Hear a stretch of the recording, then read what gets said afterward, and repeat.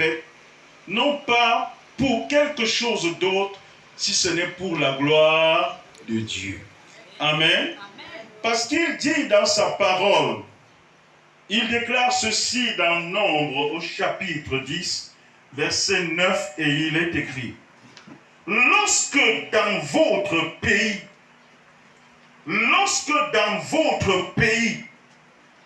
vous irez en guerre contre l'ennemi qui vous combattra, amen, vous sonnerez des trompettes avec éclat. Et vous serez présents au souvenir de l'Éternel, votre Dieu. Et vous serez ainsi délivrés de vos ennemis. Dis amen. Bien-aimé, que tu le saches ou pas, que tu le veuilles ou pas, tu as des ennemis.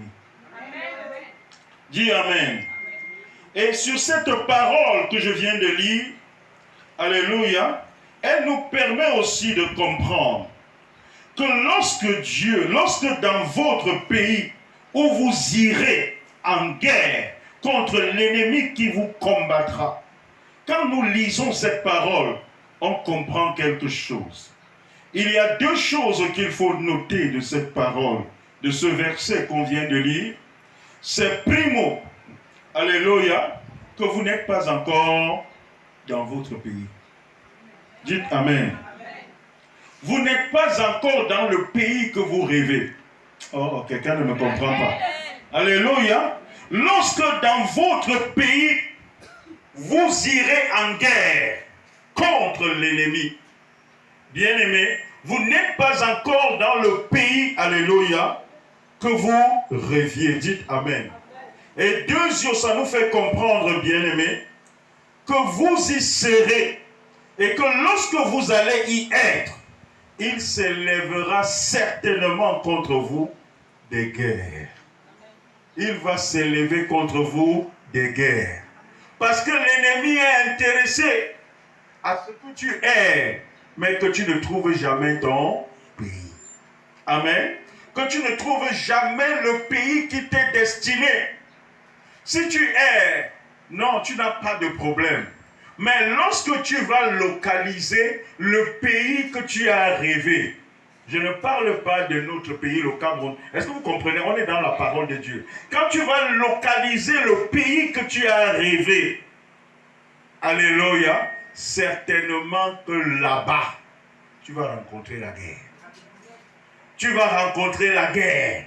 La guerre va s'élever contre toi parce que tu as cherché.